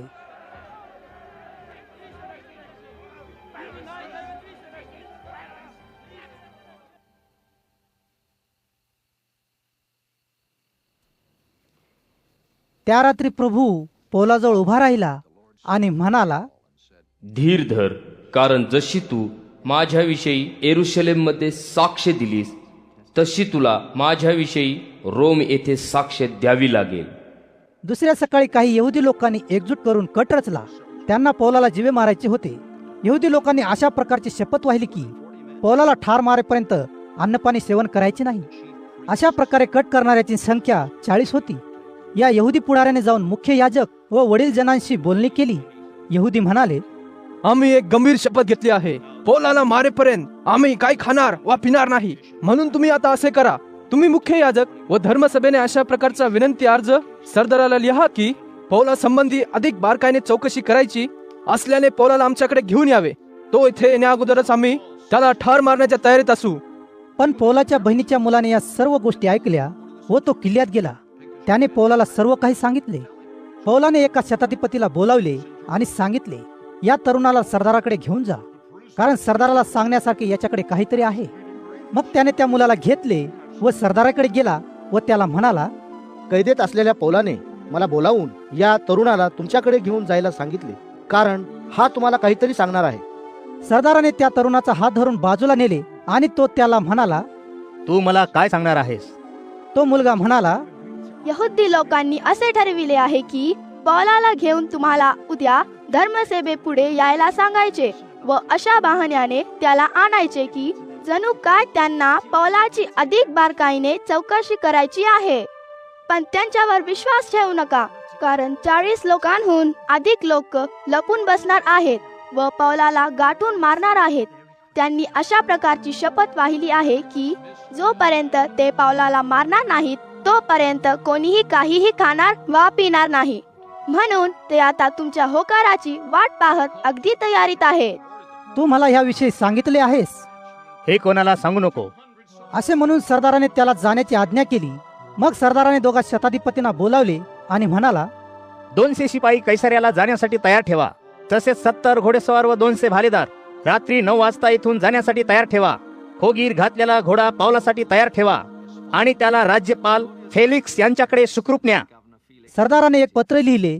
त्यात असे लिहिलेले होते, क्लोदय लुसिया याचकडून राज्यपाल फेलिक्स महाराज या सलाम. या मनुष्याला यहुदी लोकांनी धरले होते. ते त्याला ठार मारण्याच्या बेतात होते, पण तेवढ्यात माझ्या शिपायांसह मी तिथे गेलो व त्याला सोडविले. तो रोमी नागरिक आहे हे समजल्यावरून मी त्याची सुटका केली. यहुदी लोक त्याच्यावर का दोषारोप करीत आहेत हे कळावे म्हणून मी त्याला धर्मसभेपुढे घेऊन गेलो. यहुदी लोकांच्या नियमशास्त्राच्या प्रश्नावरून त्यांनी त्याला दोषी ठरविले हे मला दिसून आले, पण त्याच्यावर असा कोणताही आरोप नव्हता ज्याची शिक्षा मरणदंड किंवा तुरुंगवास होईल. जेव्हा या मनुष्याला जीवे मारण्याचा कट रचला गेल्याचे मला कळले तेव्हा मी त्याला ताबडतोब आपल्याकडे पाठविले. शिपायांनी त्यांना मिळालेल्या हुकुमाचे पालन केले. ते पौलाला घेऊन रात्रीच अंतिपत्रिसास गेले. दुसऱ्या दिवशी घोडेस्वार पौलासोबत कैसरियास गेले व शिपाई किल्ल्यात परतले. जेव्हा पौल व घोडेस्वार कैसरियास पोहोचले तेव्हा त्यांनी राज्यपालाला पत्र दिले व पौलाला त्याच्या स्वाधीन केले. राज्यपालाने ते पत्र वाचले व पौल कोणत्या प्रांताचा आहे हे विचारले. जेव्हा त्याला समजले की तो किलिकियाचा आहे तेव्हा तो म्हणाला, तुझ्यावर दोष ठेवणारे आले म्हणजे तुझे ऐकेन. पौलाला हेरोदाच्या राजवाड्यात पहाऱ्यात ठेवावे असा हुकूम राज्यपालाने दिला. 5 दिवसानंतर हनन्या कैसरिया येथे गेला. हनन्या मुख्य याजक होता. हनन्याने आपल्या बरोबर काही यहुदी वडीलजण आणि तिर्तुल नावाचा वकील यांना कैसरिया येथे नेले. त्यांनी राज्यपालापुढे पौलावरील दोषारोप सादर केले. जेव्हा पौलाला आत नेण्यात आले तेव्हा तिर्तुल याने पौलावरील आरोप सांगण्यास सुरुवात केली. तो म्हणाला, फेलिक्स महाराज, तुमच्यामुळे आम्हाला फार शांतता लाभली असून तुमच्या दूरदृष्टीमुळे जरूर असलेल्या सुधारणा सुद्धा या देशात झाल्या आहेत. फेलिक्स महाराज, आम्ही हे सर्व प्रकारांनी व सर्व ठिकाणी हे कृतज्ञतेने मान्य करतो. परंतु तुमचा अधिक वेळ न घेता आम्ही जे काही तुम्हाला थोडक्यात सांगतो ते ऐकून घेण्याची कृपा करावी ही विनंती करतो. हा मनुष्य त्रास देणारा आहे. जगात सगळीकडे यहुदी लोकांना त्याने त्रास दिलेला आहे. तो नासरेतकराच्या पंथाचा पुढारी आहे. त्याने देवाचे मंदिर विटाळण्याचा प्रयत्न केला, परंतु आम्ही त्याला धरले. या गोष्टी खऱ्या आहेत की नाही हे तुम्ही ठरवू शकता. त्याला काही प्रश्न विचारा. इतर यहुदी लोकांनी याला मान्यता दिली व सांगितले की हे सर्व खरे आहे. जेव्हा राज्यपालाने पौलाला बोलण्यास खुणावले तेव्हा पौल म्हणाला, फेलिक्स महाराज, बरीच वर्षे या देशाचे न्यायाधीश म्हणून आपण काम करीत आहात, म्हणून मला आपणासमोर स्वतःचा बचाव करायला आनंद वाटत आहे. येरुशलेम येथे उपासनेसाठी जाऊन मला 12 पेक्षा जास्त दिवस झालेले नाहीत. ही गोष्ट खरी आहे की नाही हे आपण पडताळून पाहू शकता. मी मंदिरात कोणाशी वाद घालताना, सभास्थानात किंवा बाहेर कोठे कोणाला चिथावून देताना या लोकांना आढळलो नाही. हे लोक माझ्यावर जो आरोप ठेवित आहेत तो त्यांना तुमच्यासमोर सिद्ध करता येणार नाही. मात्र मी हे आपल्यासमोर कबूल करतो. या मार्गाने, ख्रिस्ती मार्गाने जाऊन मी आपल्या वाढ वडिलांच्या देवाची उपासना करतो. त्या मार्गाला हे लोक पंथ म्हणतात. जे काही नियमशास्त्रात सांगितले आहे आणि जे काही आमच्या संदेष्ट्यांनी सांगितलेले आहे त्या सर्वांवर मी विश्वास ठेवतो. आणि धार्मिकांचे व वाईटांचेही मरणातून पुन्हा उठणे होणार आहे. ही गोष्ट हे लोकही माझ्या बरोबर मानतील अशी मी देवामध्ये आशा बाळगतो. यासाठी देवापुढे आणि मनुष्यांपुढे आपला विवेक शुद्ध असावा याचा मी नेहमी आटोकाट प्रयत्न करीत असतो. अनेक वर्षे दूर राहिल्यानंतर माझ्या लोकांतील गरिबांना दान देऊन येरुशलेम मध्ये स्वतःसाठी अर्पण करावे म्हणून मी मंदिरात जाऊन हा विधी करीत असताना शुद्धीकरण झालेला असा मी त्यास आढळलो. तेथे मी कसलाही जमाव केला नव्हता, अगर दंगाही केला नव्हता. पण आशियातील काही लोक तेथे हजर होते. जर त्यांना माझ्या विरुद्ध काही म्हणायचे असेल तर त्यांनी आपणापुढे हजर होऊन मला दोष लावावा, किंवा मी जेव्हा धर्मसभेपुढे उभा राहिलो त्यावेळी माझ्यामध्ये काही चूक त्यांना आढळली असेल तर त्यांनी तसे सांगावे. मी या लोकांमध्ये उभे राहून मोठ्याने म्हणालो की मेलेल्यांतून पुन्हा उठण्याच्या प्रश्नावरून माझा न्यायनिवाडा होत आहे. या एका गोष्टीशिवाय दुसरा आरोप माझ्यावर करायचा असेल तर यांनी तसे सांगावे. फेलिक्सला ख्रिस्ती मार्गाविषयी चांगली माहिती असल्याने त्याने सुनावणी थांबवली. फेलिक्स म्हणाला, जेव्हा लुसिया सरदार येथे येईल तेव्हा तुझ्या प्रकरणाचा काय निर्णय घ्यायचा ते मी ठरवीन.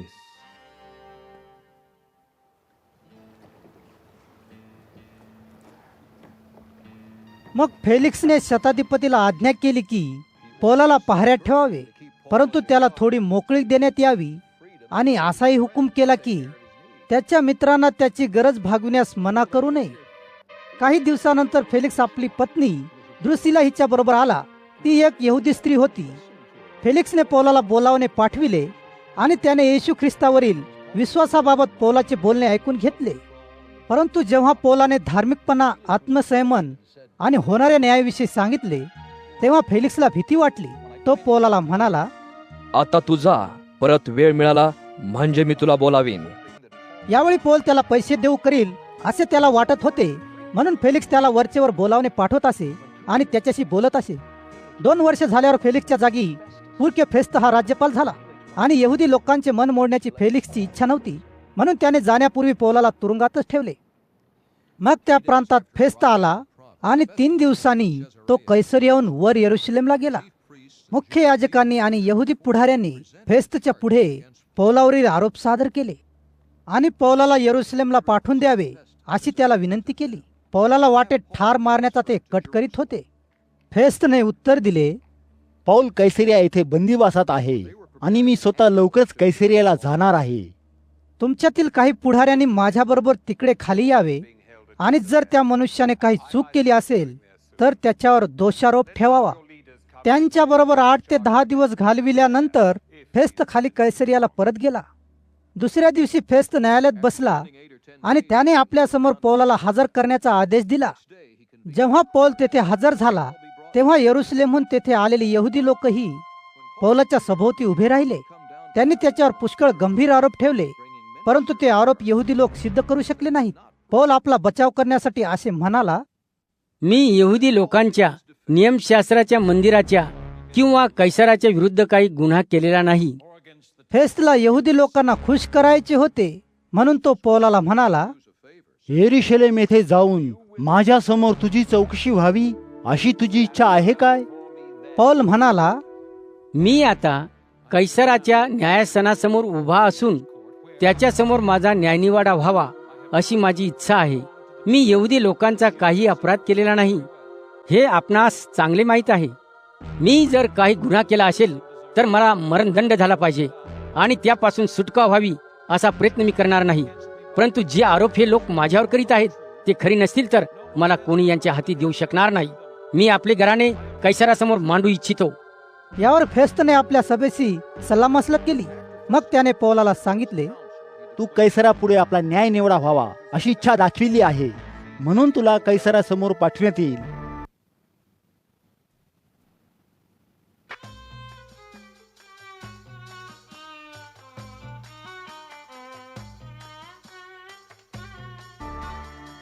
काही दिवसानंतर फेस्ताचे स्वागत करण्याच्या हेतूने राजा अग्रिप्पा आणि बर्निका कैसरियाला येऊन त्याला भेटले. ती दोघे तेथे बरेच दिवस राहिल्यावर फेस्तने पौलाचे प्रकरण राजाला समजावून सांगितले. तो म्हणाला, फेलिक्सने तुरुंगात ठेवलेला एक कैदी येथे आहे. जेव्हा मी यरुशलेम येथे होतो तेव्हा यहुदी लोकांचा मुख्य याजक आणि वडीलजण यांनी त्याच्या विरुद्ध फिर्याद केली आणि त्याला दोषी ठरवावे अशी मागणी केली. वादी व प्रतिवादी यांना एकमेकांसमोर आणल्याशिवाय आणि आरोपीला आपला बचाव करण्याची संधी मिळेपर्यंत त्याला इतरांकडे सोपविण्याची रोमी लोकांची रीत नाही असे मी यहुदी लोकांना सांगितले. म्हणून ते जेव्हा माझ्याबरोबर इथे आले तेव्हा मी उशीर न करता दुसऱ्याच दिवशी न्यायासनावर बसलो आणि त्या मनुष्याला समोर आणण्याची आज्ञा केली. त्याच्यावर आरोप करणारे जेव्हा त्याच्या विरुद्ध बोलण्यास उभे राहिले तेव्हा माझ्या अपेक्षेप्रमाणे कसल्याही गुन्ह्याबाबत त्यांनी त्याच्यावर आरोप केले नाहीत. उलट आपल्या धर्माविषयी आणि कोणा एका मनुष्याविषयी ज्याचे नाव येशू आहे त्याच्यावरून यहुदी लोकांनी त्या माणसाशी वाद केला. येशू हा जरी मेलेला असला तरी पाऊलाचा असा दावा आहे की येशू जिवंत आहे. या प्रश्नाची चौकशी कशी करावी हे मला समजेना.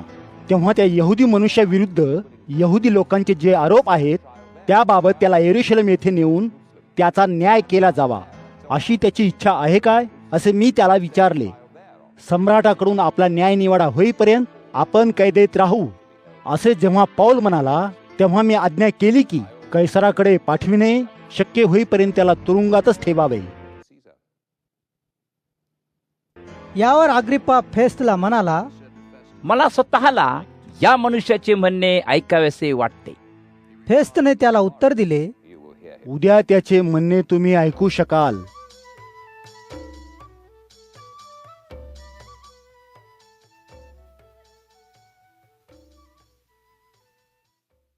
म्हणून दुसऱ्या दिवशी अग्रिप्पा आणि बर्निका मोठ्या थाटामाटात आले व लष्करी सरदार व शहरातील मुख्य नागरिकांसह दरबारात प्रवेश केला. तेव्हा फेस्तच्या आज्ञेनुसार पौलाला तेथे आणण्यात आले. मग फेस्त म्हणाला, राजे अग्रिप्पा महाराज आणि आमच्या बरोबर येथे उपस्थित असलेले सर्वजण, या मनुष्याला पहा. याच्याच विषयी यरूशलेम व कैसरिया येथील सर्व यहुदी लोकांनी माझ्याकडे अर्ज दिलेला आहे. याला जिवंत राहू देऊ नये असा आकांत ते करतात, परंतु याला मरणदंड द्यावा असे याने काहीही केले नाही असे मला आढळून आले. आणि त्याने स्वतःच आपणाला सम्राटाकडून कैसराकडून न्याय मिळावा अशी मागणी केली. म्हणून मी त्याला कैसरासमोर न्यायासाठी पाठविण्याचे ठरविले आहे. परंतु सम्राटाला याच्याविषयी निश्चित असे कळवावे असे माझ्याकडे काही नाही. म्हणून मी याला तुमच्या पुढे आणि विशेषतः राजा अग्रिप्पा पुढे आणून उभे केले आहे. ते आशा करीता की या चौकशीनंतर मला या मनुष्याविषयी काहीतरी लिहिता यावे. शेवटी एखाद्या कैद्याला कसलाही आरोप न ठेवता कैसराकडे पाठवणे मला योग्य वाटत नाही. अग्रिप्पा पौलाला म्हणाला, तुला तुझी बाजू मांडायला परवानगी आहे. यावर पौलाने आपला हात उंच करून आपल्या बचावाचे भाषण सुरू केले. अग्रिप्पा महाराज, मी स्वतःला धन्य समजतो, कारण मला आपल्या समोर माझ्या विरुद्ध केलेल्या आरोपांचा बचाव करण्याची संधी आज मिळाली. विशेषतः यहुदी चालीरीती आणि प्रश्न इत्यादी गोष्टींची आपणाला चांगल्या प्रकारे माहिती असल्याने तर हे जास्तच खरे म्हणावे लागेल. तेव्हा आपण माझे बोलणे धीराने ऐकून घ्यावे अशी मी विनंती करतो. मी माझे जीवन तरुणपणापासून माझ्या प्रांतात व यरूशलेमात कशा रीतीने जगत आलो हे सर्व यहुदी लोकांना चांगले माहीत आहे. ते मला बऱ्याच काळापासून ओळखतात आणि त्यांची इच्छा असेल तर मी एक परुषी म्हणजे आमच्या यहुदी धर्माच्या एका कट्टर गटाचा सभासद या नात्याने कसा जगत आलो याविषयी ते साक्ष देऊ शकतील. आता मी आमच्या वाडवडिलांना देवाने जे वचन दिले होते त्याच्या आशेकरिता माझा न्याय व्हावा यासाठी येथे उभा आहे. आपल्या देवाची रात्रंदिवस कळकळीने उपासना करीत असताना हे जे वचन देवाने दिले ते पुरे होण्याची आशा आमच्या 12ही वंशांना वाटत आहे. या आशेमुळेच महाराज यहुदी लोक माझ्यावर दोषारोप करीत आहेत. देव मेलेल्यांना परत उठवितो असे तुमच्यापैकी कित्येकांना विश्वास न ठेवण्यासारखे का वाटावे? नासरेतच्या येशूच्या नावाविरुद्ध जे जे काही करता येईल ते मी करावे असे मला देखील वाटत होते. आणि नेमके हेच मी यरूशलेम येथे केले, कारण मुख्य याजकांकडून मला तसा अधिकार मिळाला होता. म्हणून मी देवाच्या अनेक संतांना तुरुंगात टाकले आणि हे जे संतगण जीवे मारले गेले त्यांच्या विरुद्ध मी माझे मत नोंदविले. अनेक सभास्थानात मी त्यांना शिक्षा केली आणि देवाविरुद्ध जबरीने वाईट भाषण करायला लावण्याचा मी प्रयत्न केला. या लोकांवरील माझा राग इतक्या पराकोटीला गेला होता की मी त्यांचा छळ करण्याकरिता इतर शहरांमध्ये देखील जात असे. एकदा दिमिस्क शहराला जाण्यासाठी मुख्य याजकांनी मला अधिकार व परवानगी दिली. तेव्हा महाराज वाटेत भर दुपारच्या वेळी मी माझ्या व माझ्या समेत असणाऱ्यांच्या भोवती स्वर्गीय प्रकाश फाकलेला पाहिला. तो प्रकाश सूर्यापेक्षाही जास्त प्रखर होता. आम्ही सर्व खाली जमिनीवर पडलो आणि हिब्रू भाषेत माझ्याशी बोलताना एक वाणी मी ऐकली. ती वाणी म्हणाली, शाऊला शाऊला, माझा छळ तू का करतोस? अणुकुचीदार काठीवर लात मारणे तुला हानिकारक आहे. आणि मी म्हणालो, प्रभू तू कोण आहेस? प्रभूने उत्तर दिले, मी येशू आहे, ज्याचा तू छळ करीत आहेस. पण उठ आणि उभा राहा. या कारणांसाठी मी तुला दर्शन दिले आहे, तुला सेवक म्हणून नेमावे व जे काही तुला दाखविले व जे दाखवीन त्याचा साक्षीदार म्हणून तुला नेमावे. मी तुझी यहुदी व यहुदीतर विदेशी यांच्यापासून सुटका करीन आणि यहुदीतर विदेशी लोकांकडे पाठवीन, यासाठी की त्यांचे डोळे उघडावे व याविषयीचे सत्य काय आहे हे तू लोकांना दाखवून द्यावेस व त्यामुळे त्यांना त्यांच्या पापांची क्षमा मिळेल आणि माझ्यामध्ये विश्वासामुळे पवित्र झालेल्या लोकांमध्ये जागा मिळेल. यासाठी अग्रिप्पा महाराज, मला जो स्वर्गीय दृष्टांत झाला त्याचा मी आज्ञाभंग केला नाही. उलट पहिल्यांदा दिमिस्कातील आणि नंतर येरुशलेमातील यहुदा प्रांतातील सर्व आणि यहुदीतर विदेशी लोकांना सुद्धा प्रभूच्या वचनाची साक्षी दिली. त्यांनी पश्चाताप करावा, देवाकडे वळावे आणि पश्चातापाला साजेल अशी कामे करावी असे मी त्यांना सांगितले. या कारणांमुळे मी मंदिरात असताना यहुदी लोकांनी मला धरले आणि जीवे मारण्याचा प्रयत्न केला, परंतु देवाने मला मदत केली. म्हणून मी आज येथे उभा राहून समाजातील लहान थोरांना साक्ष देत आहे. जे काही पुढे होणार होते त्याविषयी संदेश त्यांनी व मोशेने जे सांगितले त्यापेक्षा दुसरे मी सांगत नाही. त्यानुसार देवाचा अभिषिक्त जो ख्रिस्त मशिया तो दुःख सहन करील आणि मेलेल्यातून उठविला जाणाऱ्यात तो पहिला असेल. यहुदी लोकांना तसेच इतर विदेशी लोकांना देव प्रकाशात नेईल. पौल आपल्या बचावासंबंधी बोलत असताना फेस्त त्याला मोठ्याने म्हणाला, पौला तू वेडा आहेस, जास्त ज्ञानामुळे तुला वेड लागले आहे. पौलाने उत्तर दिले, फेस्त महाराज, मी वेडा नाही, तर ज्या गोष्टी खऱ्या आहेत आणि अगदी योग्य आहेत त्यांच्याविषयीच मी बोलत आहे. येथे हजर असलेल्या महाराजांना याविषयी चांगली माहिती आहे आणि यामुळे मी त्यांच्याशी उघडपणाने बोलू शकतो. त्याच्या ध्यानातून काही सुटले नसेल असे मला खात्रीने वाटते. मी हे म्हणतो कारण ही गोष्ट एखाद्या कानाकोपऱ्यात झाली नाही. अग्रिप्पा महाराज, भविष्यवाद्यांनी जे लिहिले त्यावर तुमचा विश्वास आहे काय? तुमचा त्यावर विश्वास आहे हे मला नक्की माहीत आहे. यावर अग्रिप्पा म्हणाला, एवढ्या थोड्या वेळात ख्रिस्ती होण्यासाठी तू माझे मन वळू शकशील असे तुला वाटते काय?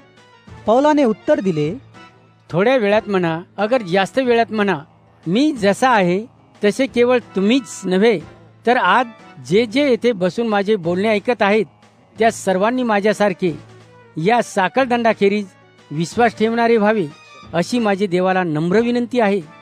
यानंतर राजा बर्निका, राज्यपाल आणि त्यांच्याबरोबर इतर जे तेथे बसले होते ते सर्व उठले. ते न्यायालयातून बाहेर पडल्यावर एकमेकांशी बोलत होते. ते म्हणाले, ज्यामुळे तुरुंगवास किंवा मरणदंड द्यावा असे काहीही या मनुष्याने केले नाही.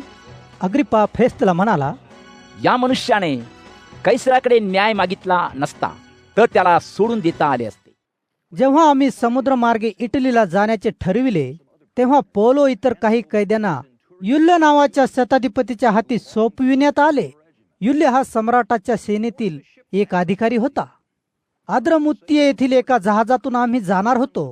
हे जहाज आशियाच्या किनाऱ्यावरील बंदरे घेत पुढे जाणार होते. आम्ही या जहाजातून प्रवासाला निघालो तेव्हा मासेदोनियातील थेसलोनिका येथे राहणारा अरिस्तार्क आमच्या बरोबर होता. दुसऱ्या दिवशी आम्ही सिदोन नगराला पोहोचलो. युल्य पौलाशी फार चांगला वागला. पौलाच्या मित्रांना त्याची काळजी घेता यावी म्हणून त्याने मोकळीक दिली. तेथून आम्ही समुद्रमार्गे पुढे निघालो आणि कुप्रच्या किनाऱ्याने निघालो, कारण वारा समोरचा होता. किलकिया व पंफुल्या जवळच्या समुद्राला पार करून लुक्या प्रांतातील मुरिया बंदरात पोहोचलो. तेथे शताधिपतीला इटलीला जाणारे अलेक्झांद्रियाचे एक जहाज आढळले. त्याने आम्हाला त्या जहाजात बसविले. आम्ही बरेच दिवस हळूहळू प्रवास करीत होतो. कनिदा येथपर्यंत येण्यासाठी आम्हाला फार कष्ट पडले, कारण वारा तोंडचा होता. आम्हाला पुढे जाता येईना. म्हणून आम्ही क्रेताच्या दक्षिणेकडून शल्मोनाच्या समोरच्या बाजूस गेलो. यापुढे आमचे जहाज क्रेतच्या किनाऱ्याने मोठ्या अडचणीतून सुरक्षित बंदर येथे पोहोचले. तेथे जवळच लसया नगर होते. बराच वेळ वाया गेला होता आणि पुढील प्रवास करणे बरेच अवघड झाले होते. कारण एव्हाना यहुद्यांच्या उपासाचा काळही निघून गेला होता. तेव्हा पौलाने त्यांना सावधानतेचा इशारा दिला. पौल म्हणाला, पुरुषांनो, मला वाटते आपल्या प्रवासात जहाजातील मालाला आणि जहाजालाच नव्हे तर आपल्या जीवालाही धोका होईल. परंतु पौलाच्या मताशी जहाजाचा कप्तान व मालक सहमत झाले नाहीत. उलट जहाजाच्या कप्तानाच्या व मालकाच्या बोलण्यावरच शताधिपतीचा जास्त विश्वास होता. परंतु हे बंदर सुरक्षित म्हटलेल्या हिवाळ्यात मुक्काम करायला सोयीचे नव्हते. म्हणून बहुमताने पुढे निघावे असे ठरले आणि फेनिकेला जाण्याचा प्रयत्न करावा आणि शक्य झाले तर तेथेच हिवाळा घालवावा असे ठरले. फेनिके हे क्रेत बेटावरील शहर होते. त्याचे बंदर नैऋत्य व वायव्य दिशेला होते. जेव्हा दक्षिणेकडून मंद वारे वाहू लागले तेव्हा ते नांगर उचलून क्रेताच्या किनाऱ्याने तारो हाकारीत जाऊ लागले. जहाजावरच्या लोकांना वाटू लागले की अशाच प्रकारचे वारे आम्हाला पाहिजे होते व तसेच ते वाहत आहे. परंतु लवकरच क्रेत बेटावरून ईशान्येचे म्हटलेले वादळी वारे वाहू लागले आणि जहाज वादळी वाऱ्यात सापडले व त्याला पुढे जाता येईना. तेव्हा पुढे जाण्याचा प्रयत्न सोडून आम्ही वाऱ्याने जहाज भरकटू दिले. मग कौदा नावाच्या लहानशा बेटाच्या किनाऱ्याने आम्ही जाऊ लागलो. मग थोड्या खटपटीनंतर जीवनरक्षक होडी वर उचलून घेतली. जीवनरक्षक होडी आत घेतल्यावर लोकांनी जहाज दोरखंडाने आवळून बांधले. जहाज वाळू असलेल्या सुरती नावाच्या उथळ जागी आदळेल या भीतीने त्यांनी शीड खाली काढले. तेव्हा वाऱ्याने ते भरकटू लागले. जोरदार वादळी वाऱ्याचे तडाखे खावे लागल्याने लोकांनी दुसऱ्या दिवशी जहाजावरील सामान बाहेर टाकून दिले. तिसऱ्या दिवशी जहाजाची काही सामग्री त्यांनी आपल्या हाताने बाहेर काढून टाकली. बरेच दिवस आम्हाला सूर्य किंवा तारे दिसले नाहीत. वादळ फारच भयंकर होते. आम्ही आमच्या सर्व आशा सोडून दिल्या. आम्ही मरणार असे आम्हाला वाटू लागले. बराच काळपर्यंत लोकांनी अन्नपाणी घेतले नव्हते. मग पौल त्यांच्यासमोर उभा राहिला आणि म्हणाला, गृहस्थांनो, क्रेतावरून मुक्काम हलू नका. हा माझा सल्ला तुम्ही ऐकायला पाहिजे होता. म्हणजे हा त्रास व ही हानी तुम्हाला टाळता आली असती. पण आता तुम्ही धीर धरावा अशी माझी विनंती आहे.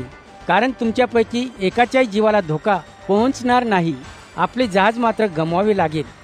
मी ज्या देवाचा सेवक आहे आणि ज्याची भक्ती मी करतो त्याचा दूत काल रात्री माझ्या बाजूला उभा राहिला आणि तो दूत म्हणाला, पौला, भिवू नको. तुला कैसरापुढे उभे राहिलेच पाहिजे.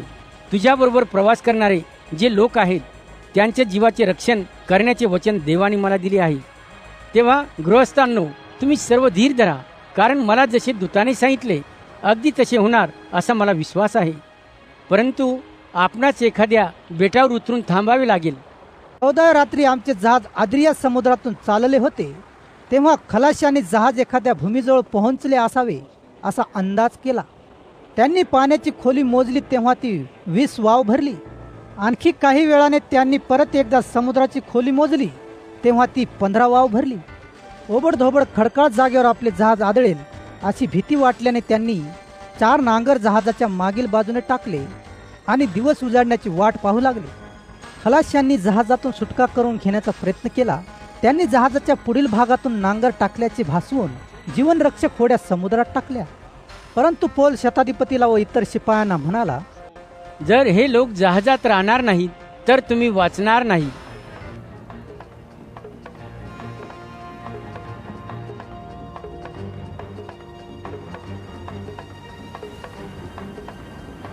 यावर शिपायांनी जीवनरक्षक होड्याचे दोर कापून टाकले आणि त्या खाली पाण्यात पडू दिल्या.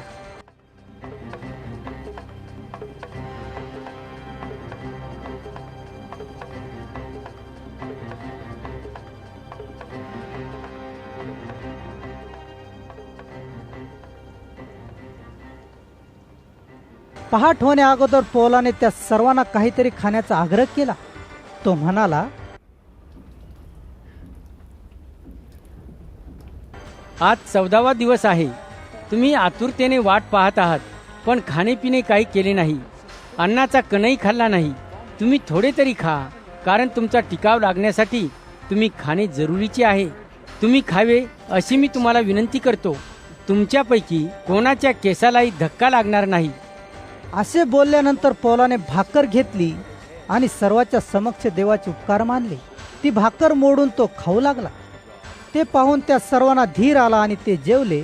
आम्ही सर्व मिळून जहाजात 276 लोक होतो. त्या सर्वांनी पुरेसे खाल्ल्या प्यायल्यानंतर धान्य समुद्रात टाकून दिले आणि जहाजातील भार कमी केला. दिवस उजाडल्यावर त्यांना भूभागाची ओळख पटली नाही, परंतु तेथे किनारा असलेल्या उपसागरासारखी ती जागा दिसून आली. म्हणून शक्य झाल्यास तेथील किनाऱ्याला जहाज लावण्याचे त्यांनी ठरविले. म्हणून त्यांनी नांगर कापले आणि समुद्रात पडू दिले. त्याचबरोबर सुकाणूच्या दोऱ्या एकत्र केल्या. नंतर त्यांनी जहाजाच्या पुढच्या भागाचे सीड वारा भरावे म्हणून उभे केले आणि जहाज किनाऱ्याला आणले. परंतु 2 समुद्रामधील वर आलेल्या वाळूच्या ढिगावर जहाज जोराने आदळले. तेव्हा जहाजाची पुढची बाजू वाळूमध्ये रुतून बसली आणि गलबताचा मागचा भाग लाटांच्या तडाख्यामुळे तुटू लागला. तेव्हा शिपायांनी कैद्यांना मारण्याचे ठरविले, यासाठी की त्यांच्यातील कोणी पोहत जाऊन पळू नये. परंतु शताधिपतीला पौलाला वाचवायचे होते, म्हणून त्याने शिपायांना तो विचार सोडून देण्यास सांगितले आणि ज्यांना पोहता येत असेल त्यांनी जहाजातून उड्या टाकून किनाऱ्याला जावे अशी आज्ञा केली. बाकीच्या लोकांनी फळ्यांच्या आगर जहाजाच्या तुटलेल्या लाकडांच्या आधारे भूमी गाठावी असे सांगितले. अशा रीतीने जहाजातील सर्वजण सुखरूपपणे भूमीवर पोहोचले.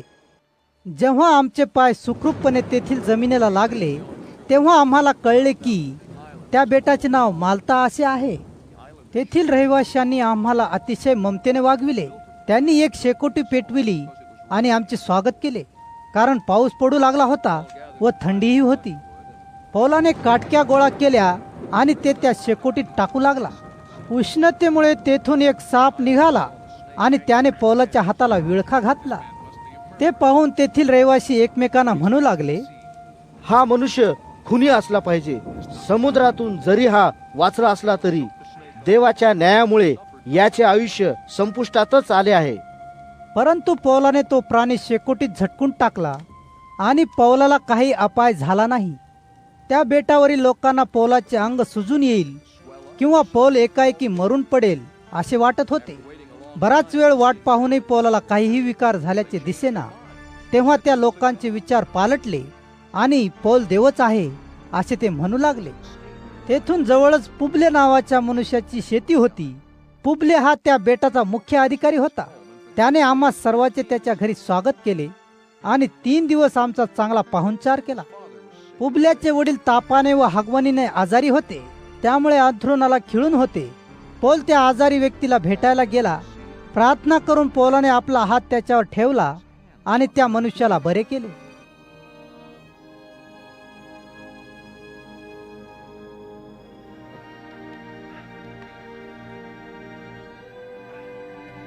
हे घडलेले पाहिल्यावर त्या बेटावरील इतर आजारी लोक पौलाकडे आले आणि बरे झाले. त्यांनी आम्हाला सन्मानपूर्वक पुष्कळ वस्तू भेटी दाखल दिल्या आणि जेव्हा आम्ही परत प्रवासाला निघालो तेव्हा आम्हाला लागणाऱ्या अनेक गोष्टी पुरविल्या. आम्ही तेथे हिवाळ्यात राहिल्यावर अलेक्सांद्रा शहरातील एका जहाजातून पुढील प्रवासाला निघालो. ते जहाज त्या बेटावर हिवाळाभर मुक्कामाला होते. त्या जहाजाच्या समोरील बाजूस जुळ्या देवाचे चिन्ह होते. मग आम्ही सुराकुस येथे जाऊन पोहोचलो आणि तेथे 3 दिवस राहिलो. तेथून शिडे उभारून आम्ही निघालो आणि रेगियोन नगराला गेलो. तेथे 1 दिवस मुक्काम केला. नंतर दक्षिणेकडील वारा सुटल्यावर दुसऱ्या दिवशी पुत्युलास गेलो. त्या शहरात आम्हाला काही बंधू विश्वासणारे आढळले. त्या बंधूच्या सांगण्यावरून आम्ही तेथे 7 दिवस राहिलो. मग आम्ही रोम येथे जाऊन पोहोचलो. तेथील बंधूंनी आमच्याबद्दलची वार्ता ऐकली होती. ते आमच्या भेटीसाठी अपियाच्या बाजारपेठेपर्यंत आणि 3 धर्मशाळेपर्यंत आले. पौलाची त्यांची भेट झाल्यावर त्याने देवाचे उपकार मानले व त्याला धीर आला. आम्ही रोम येथे पोहोचल्यावर पौलाला एकटे राहायला परवानगी मिळाली, परंतु त्याच्यावर देखरेख करण्यासाठी एक शिपाई ठेवण्यात आला. 3 दिवसानंतर पौलाने सर्व यहुदी पुढाऱ्यांना एकत्र बोलावले. जेव्हा सर्वजण जमा झाले तेव्हा पौल त्यांना म्हणाला,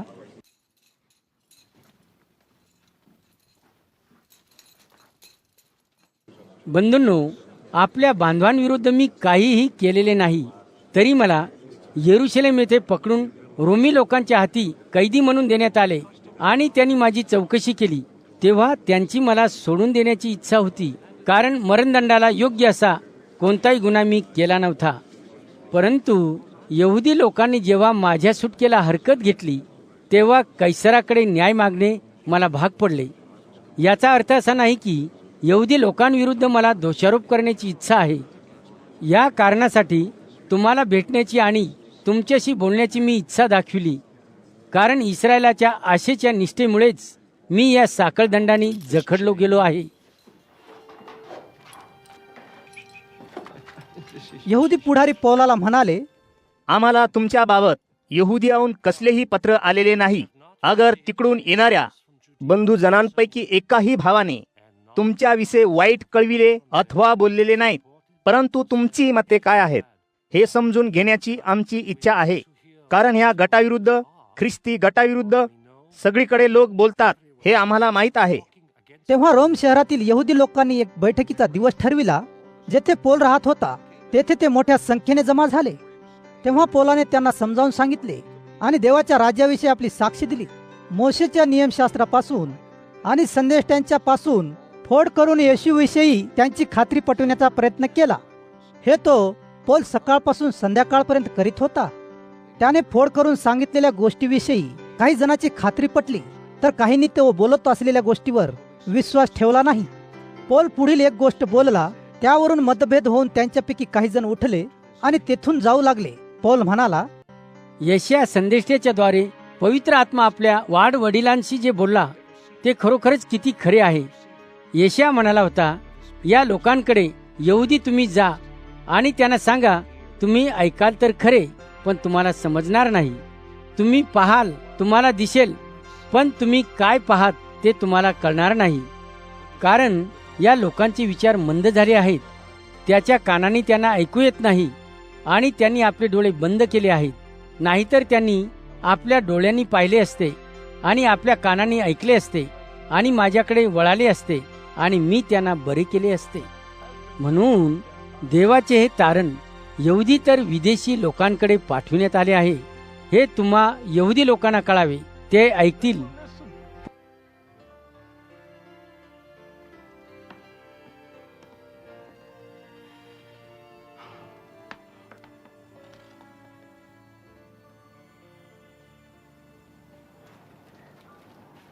पूर्ण 2 वर्ष तो त्याच्या भाड्याच्या घरात राहिला.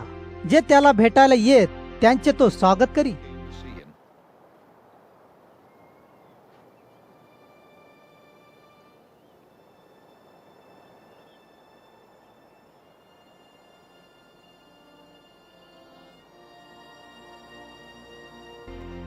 त्याने देवाच्या राज्याविषयी प्रचार केला. त्याने प्रभू येशूविषयी शिक्षण दिले. तो हे काम फार धैर्याने करीत असे आणि कोणीही त्याला बोलण्यात अडवू शकले नाही.